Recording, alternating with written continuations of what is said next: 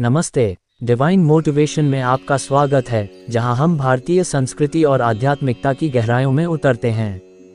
हमारा चैनल विभिन्न देवताओं की अमूल्य शिक्षाओं से प्रेरित है और हमने शुरुआत की है श्रीमद् भागवत से भगवान श्री कृष्ण की दिव्य कथाओं के साथ। इस आध्यात्मिक यात्रा में हमारे साथ जुड़ें और उन पवित्र शिक्षाओं और जीवन के सबक से प्रेरणा प्राप्त करें जो हमें एक प्रेरित और सार्थक जीवन की ओर ले जाती हैं। आइए इस दिव्य यात्रा को एक साथ अपनाएं और भगवान से प्रेरणा लेकर शक्ति प्राप्त करें। जय श्री कृष्णा, जय शंकर। पिछली वीडियो में हमने उस कहानी के बारे में सुना था जहां सती ने अपने पिता द्वारा आयोजित यज्ञ में भाग लिया था और अपने पति भगवान शिव के बारे में अपमानित महसूस करने के बाद यज्ञ की अग्नि में प्रवेश करने के लिए तैयार हो गई थी। अब हम आगे बढ़ते हैं। सती ने तुरंत ही एक गहरे योगिक अवस्था में प्रवेश किया। उन्होंने अपने मन को अत्यधिक ध्यान में केंद्रित किया और अपनी ही देह को अग्नि में समर्पित कर दिया, जबकि चारों ओर दुख भरी पुकारें गूंज उठीं। सती के अनुयायी क्रोधित हो गए और उन्होंने दक्ष को मारने का प्रयास किया, लेकिन यज्ञ के मुख्य पुरोहित ऋषि भृगु ने तुरंत ही यज्ञ अग्नि में आहुतियां देकर यज्ञ की रक्षा के लिए सेनाएं बुला लीं। बुलाए गए सेनाओं ने शीघ्र ही सती के अनुयायियों को वहां से खदेड़ दिया। इस बीच नारद मुनि ने शीघ्रता से भगवान शिव को पूरी घटना की सूचना दी। क्रोधित होकर शिव ने अपने सिर से एक बाल खींचा और उसे जमीन पर फेंक दिया। उस बाल से एक भयंकर योद्धा उत्पन्न हुआ जिसका नाम वीरभद्र था। विनम्रता से वीरभद्र ने शिव से पूछा, मैं आपके लिए क्या कर सकता हूँ? शिव ने आदेश दिया, जाओ और दक्ष और उसके यज्ञ का नाश करो। एक महान गर्जना के साथ वीरभद्र चले गए शिव के अनुयायियों के साथ। वीरभद्र यज्ञ स्थल पर पहुंचे और शिव के साथियों की मदद से दक्ष का सिर काट दिया और उसे यज्ञ की अग्नि में समर्पित कर दिया। देवताओं पर भी हमला हुआ और वे भयभीत होकर ब्रह्मा के पास सुरक्षा की गुहार लगाने गए। ब्रह्मा ने देवताओं के साथ कैलाश जाकर शिव से मिलने का निर्णय लिया। उन्हें शांत करने के लिए उन्होंने शिव की स्तुति में भजन गाए। महादेव, जिन्हें आसानी से प्रसन्न होने वाला माना जाता है, शांत हो गए। उन्होंने कहा कि दक्ष को पुनर्जीवित किया जाएगा, लेकिन उसके सिर को बकरी का सिर बना दिया जाएगा और देवताओं और अन्य लोगों को जो घायल हुए थे उनके अंगों को फिर से बहाल किया जाएगा। देवताओं ने फिर शिव से अनुरोध किया कि वे यज्ञ स्थल पर आकर दक्ष को पुनर्जीवित करें। शिव के कृपालु दृष्टि से दक्ष को पुनर्जीवित किया गया।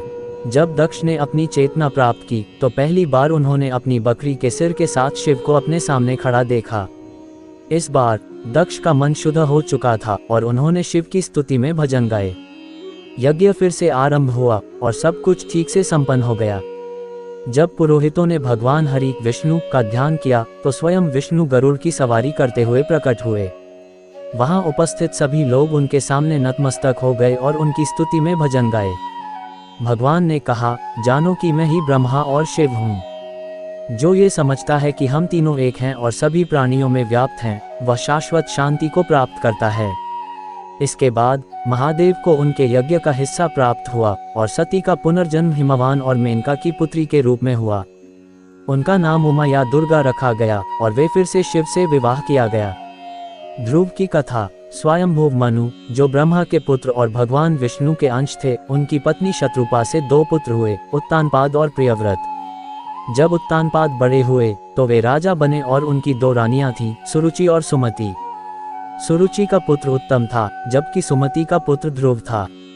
राजा सुमति की अपेक्षा सुरुचि को अधिक प्यार करते थे और अक्सर उत्तम को अपनी गोद में बिठाते थे। एक दिन जब राजा उत्तानपाद अपने सिंहासन पर बैठे थे तो ध्रुव उनके पास आकर उनकी गोद में बैठने का प्रयास किया, लेकिन उनकी सौतेली माँ सुरुचि ने उन्हें मना कर दिया और कहा, तुम सुमति के पुत्र हो, तुम्हें राजा की गोद में बैठने का अधिकार नहीं है। यदि तुम यह विशेषाधिकार पाना चाहते हो तो तुम्हें मेरा पुत्र बनकर जन्म लेना होगा। भगवान हरि की उपासना करो और आध्यात्मिक साधना का अभ्यास करो, शायद यह अगले जन्म में संभव हो सके। ये सुनकर ध्रुव दुखी होकर रोते हुए अपनी माँ के पास गए, जो भी इस बात से बहुत दुखी हो गईं। उन्होंने ध्रुव को अपनी गोद में बैठाया और उन्हें सांत्वना देते हुए कहा, मेरे प्रिय पुत्र, मत रो और अपनी सौतेली माँ से द्वेष मत करो। जो दूसरों को कष्ट देता है वह स्वयं भी कष्ट भोगता है। तुम्हारी सौतेली माँ ने जो कठोर शब्द कहे वे सही थे। राजा मुझसे कोई लगाव नहीं रखते। सुरुचि ने तुम्हें श्रीहरि की एकनिष्ठ भक्ति करने की सलाह दी और वे सही थीं। राजा का प्रेम पाने का और कोई तरीका नहीं है। ब्रह्मा भी श्री हरि के चरण कमलों की उपासना करके अपने पद को प्राप्त हुए थे। ऋषि भी उन्हीं चरण कमलों का ध्यान करते हैं। अपने हृदय को श्री हरि के चरणों में अर्पित कर दो, केवल वही तुम्हारे दुख को दूर कर सकते हैं। ध्रुव ने अपनी माँ के शब्दों में पूर्ण विश्वास किया। बिना किसी देरी के उन्होंने वन की ओर प्रस्थान किया, राज्य को बहुत पीछे छोड़ते हुए। वन के रास्ते में ध्रुव की भेंट नारद मुनि से हुई, जो सदैव ईश्वर के सच्चे भक्तों के निकट रहते हैं।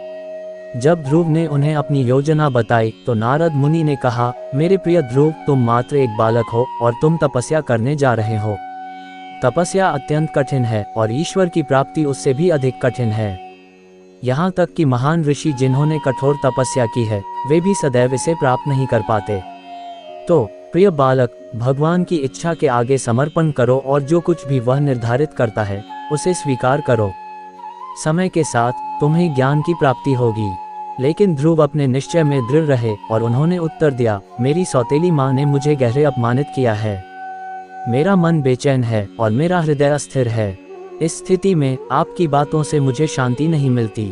ओ महान ऋषि, आप स्वयं ब्रह्मा के वंशज हैं। कृपया मुझे ईश्वर की प्राप्ति के मार्ग पर चलने का तरीका बताएं। धन्यवाद। इस वीडियो को देखने के लिए। कहानी का अगला भाग अगले वीडियो में कवर किया जाएगा। डिवाइन मोटिवेशन को देखने के लिए धन्यवाद। यदि आपको वीडियो पसंद आया हो तो कृपया लाइक और सब्सक्राइब करें। हमारे साथ जुड़े रहने के लिए बेल आइकन दबाएं और नए वीडियो की सूचनाएं प्राप्त करें। आपके सुझाव और प्रतिक्रियाएं स्वागत योग्य हैं। जय श्री कृष्णा, जय शंकर।